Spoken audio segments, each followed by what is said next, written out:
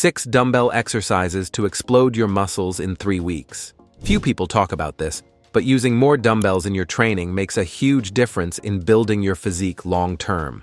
First, they allow you to work each side of the body independently, correcting muscle imbalances you didn't even know you had. Second, they require constant stabilization, recruiting deep core muscles and stabilizers that remain inactive in machine-guided or barbell exercises. Third, they offer natural and free range of motion, respecting your body's individual biomechanics. The result? More muscle fibers activated, greater caloric burn, and real functional development. That's why today you'll see 6 dumbbell exercises that will provide a complete workout for your entire body, exploding your muscles in just 3 weeks. Before we begin, please tell us through the comments your name and the city where you're watching our content from. We'd love to know. Exercise number 6. Single arm dumbbell row. The single arm row is one of the most powerful tools for building wide, dense backs. By working one side at a time, you eliminate compensations and force each side to work with its own capacity. This is especially valuable because most people have a dominant side that tends to do more work in bilateral exercises, perpetuating imbalances. This exercise primarily targets the latissimus dorsi, responsible for back width, but also intensely recruits the middle and lower trapezius, rhomboids, and all the scapular stabilizing musculature. The core works isometrically to keep the torso stable, and you also activate the spinal erectors to sustain the position. To execute correctly, support one knee and the hand of the same side on a bench, keeping the spine neutral. With the free hand, hold the dumbbell and let the arm extend. Begin the movement by pulling the elbow up and back, keeping the arm close to the body. The dumbbell should finish near the hip. The key is to think that you're pulling with the elbow, not the hand. This ensures greater back recruitment instead of biceps. A valuable tip: at the top of the movement, make a brief pause and contract the scapula intensely. This additional contraction maximizes the work of the back muscles. Additionally, avoid excessively rotating the torso when pulling the weight. The movement should be controlled and isolated. Execute 3 to 4 sets of 10 to 12 repetitions per side. The ideal rest stays between 60 and 90 seconds between sets. Since you're working one side at a time, you can rest the side you just trained while executing the other, optimizing training time. The most common errors include using momentum to lift the weight, rounding the spine during the movement, and allowing the shoulder to roll forward in the starting position. Another frequent error is pulling the dumbbell toward the chest instead of the hip, which significantly reduces the work of the latissimus. People with chronic lower back problems should be cautious with the inclined position.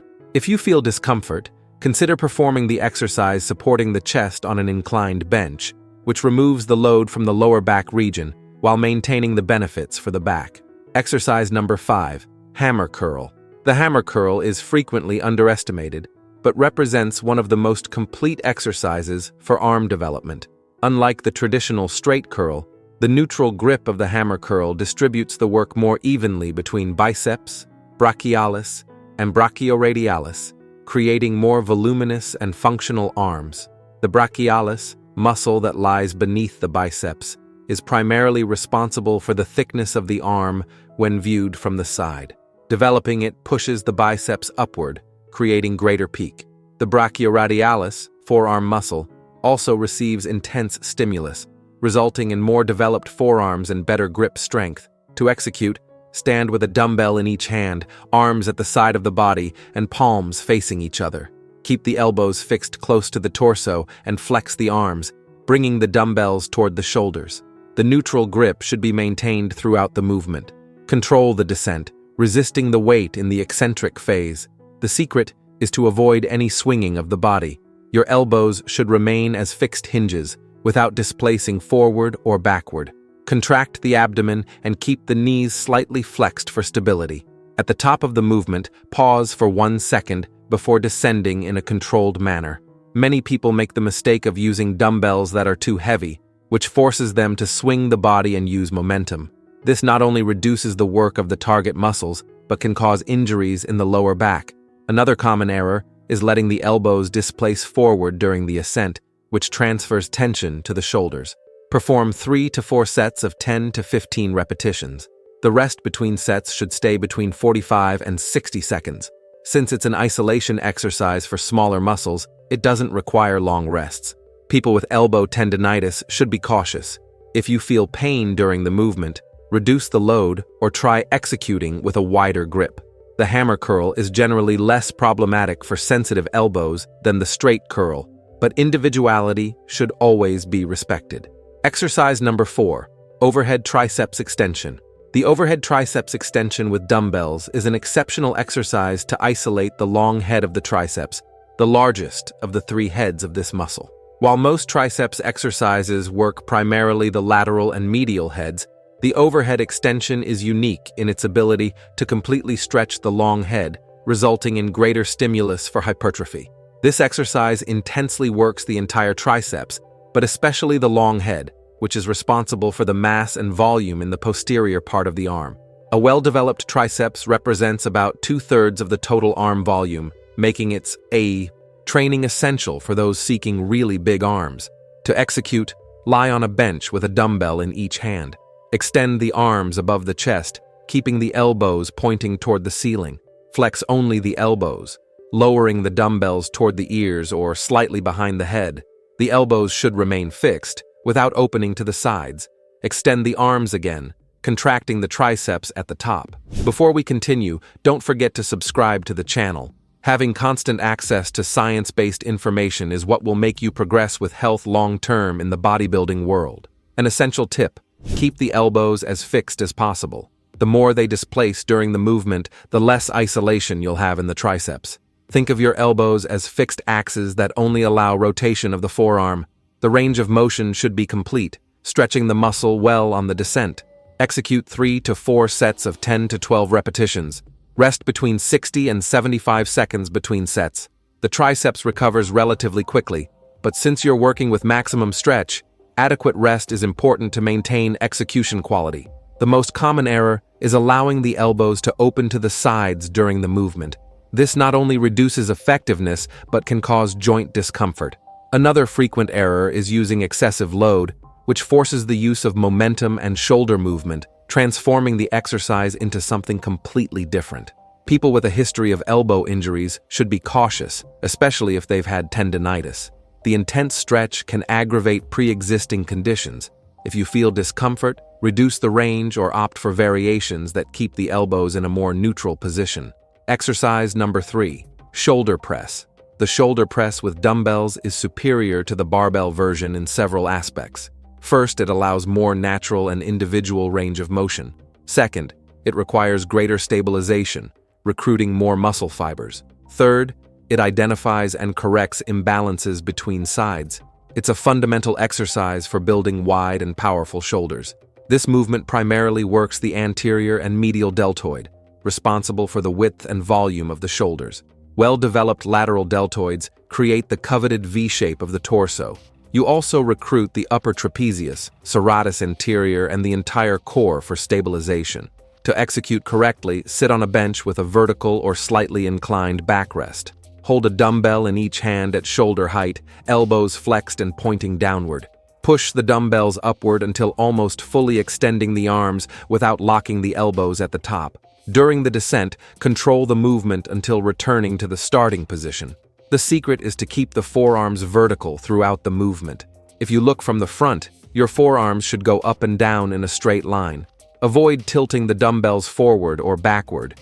Keep the abdomen contracted and the back supported on the backrest to protect the lower back. Don't excessively arch the spine when pushing the weight. A devastating error is extending the movement beyond necessary, bringing the dumbbells to touch at the top. This removes all tension from the deltoids and transfers the weight to the bones. Another common error is using leg momentum or arching the lower back too much, signs that the load is excessive. Perform 3 to 4 sets of 8 to 12 repetitions. The rest should stay between 90 and 120 seconds, since it's a compound exercise that requires considerable energy and recruits large muscle groups. People with rotator cuff problems should have special caution. If you feel pain when elevating the arms above the head, don't force it. Consider working with partial range or seek evaluation from a professional before proceeding with the complete exercise. Exercise number 2, Sumo Squat. The sumo squat with dumbbell is an exceptional variation that completely changes the focus of the traditional squat. The more open stance intensely recruits the glutes and adductors, muscles frequently neglected in other exercises. It's particularly valuable for those seeking to develop the lower posterior chain completely. This exercise intensely works the gluteus maximus, which is the largest muscle in the human body. A well-developed glute not only improves aesthetics, but also significantly increases caloric expenditure at rest due to the EPOS effect. You also recruit the thigh adductors, quadriceps, and all the core musculature for stabilization. To execute, stand holding a dumbbell with both hands vertically, arms extended between the legs. Position the feet significantly wider than shoulder width, with the toes pointing outward at an angle of about 45 degrees. Descend by flexing knees and hips simultaneously, keeping the torso as vertical as possible. Descend until your thighs are parallel to the floor or slightly below. Push through the heels to return to the starting position. The key is to actively push the knees outward throughout the movement, aligning them with the direction of the feet. This maximizes glute recruitment and protects the knees. Keep the chest elevated and gaze forward. The dumbbell should remain close to the body, not swinging between the legs. Execute 3 to 4 sets of 10 to 15 repetitions. Rest between 90 and 120 seconds between sets. Since it's a compound exercise for large muscle groups, it requires adequate rest to maintain execution quality. The most common error is allowing the knees to collapse inward during the ascent.